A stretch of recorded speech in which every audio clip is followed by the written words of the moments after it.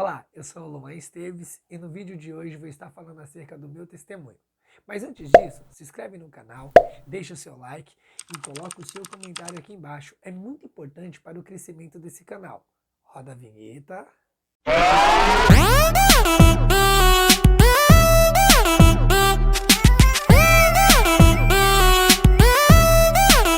Check it out.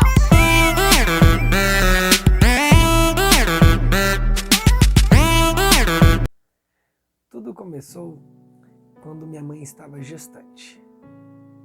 Ela comunica ao meu pai, como eles não eram casados, não moravam juntos, ela disse: José Geraldo, eu estou gestante. E ele disse: não tem possibilidade. Ele olhou assustado e falou: não é o meu filho. E minha mãe disse: não, é sim, tenho certeza disso. E aí passou-se uns dias, após minha mãe estar 6 meses gestante, ele retorna e disse: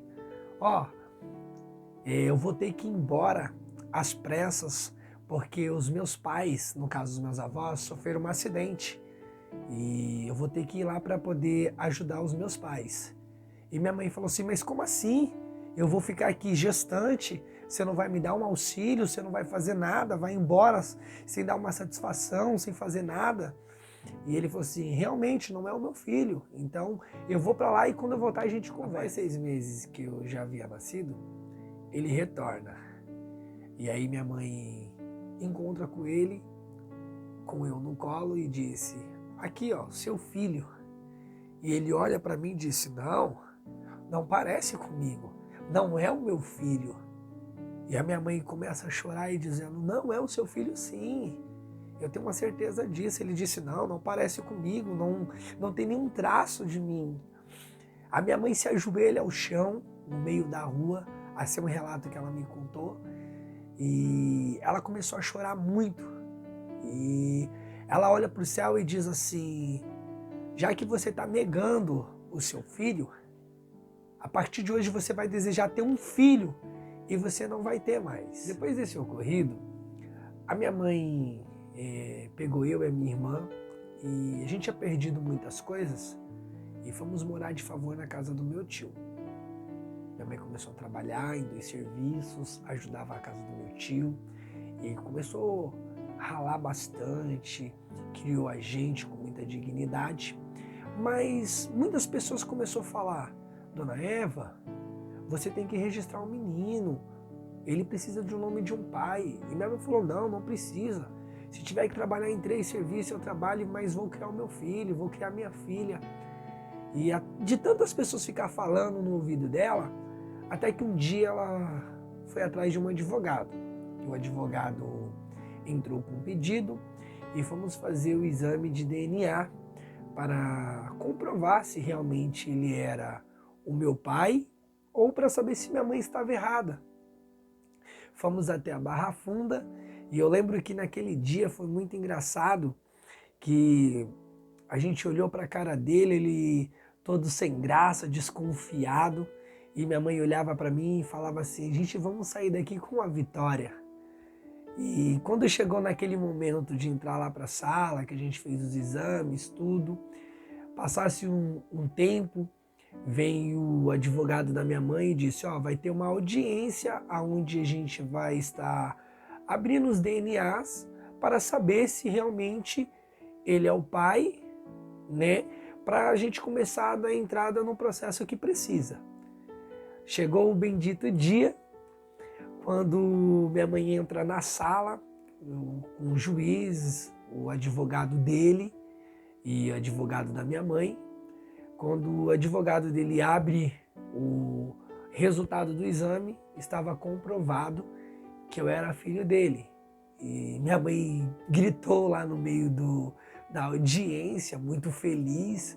Ela até brinca que o juiz falou assim para ela: aqui não é sua casa, dona Eva, tem educação. E minha mãe disse que estava tão feliz porque ali para ela foi uma conquista, porque ela sabia da dignidade dela. E o que me chama a atenção é que muitas mães hoje passam por isso, né? Ela tem a certeza, mas são abandonadas pelos pais, Esse fator da gente estar morando de favor na casa do meu tio, passasse alguns tempos, ele mandou a gente embora da casa dele, nos dispensou de lá e colocou as nossas coisas para fora.